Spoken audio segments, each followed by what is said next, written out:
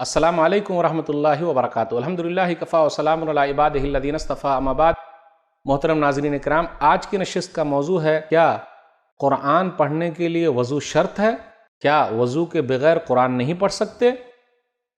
ناظرین کرام، وضو بنا کر قرآن پڑھنا اچھا ہے، لیکن وضو بنانا ضروری اور واجب نہیں ہے۔ آپ غور کریں، جو لوگ حفظ کرتے ہیں اگر ان کو ہوا خارج ہو تو وہ بار بار جا کر وضو ہی بناتے رہیں گے، تو دن بھر تو وضو ہی بناتے رہیں گے تو قرآن کو کب یاد کریں گے؟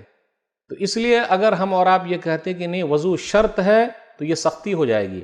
ہاں، وضو بنا کر قرآن پڑھنا اچھا ہے، لیکن شرط اور واجب نہیں ہے۔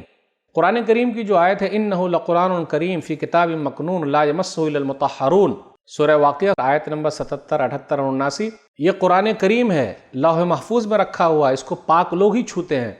تو اصل میں ان آیتوں میں کفار مکہ کے اعتراض کا جواب دیا گیا ہے۔ وہ لوگ کہا کرتے تھے کہ نبی صلی اللہ علیہ وسلم کے پاس قرآن شیطان لے کے آتا ہے، تو اللہ تعالیٰ نے کہا کہ نہیں، یہ لوح محفوظ میں ہے، پاک لوگ یعنی فرشتے ہی اس کو چھوتے ہیں۔ تو اسے یہ پتہ چلا آدمی اگر وضو بنا کر قرآن پڑھتا ہے تو یہ ٹھیک ہے، اچھی بات ہے، لیکن بغیر وضو کے بھی پڑھ سکتا ہے، اس میں کوئی حرج کی بات نہیں۔ اس لیے ہمیں اور آپ کو سختی نہیں کرنی چاہیے۔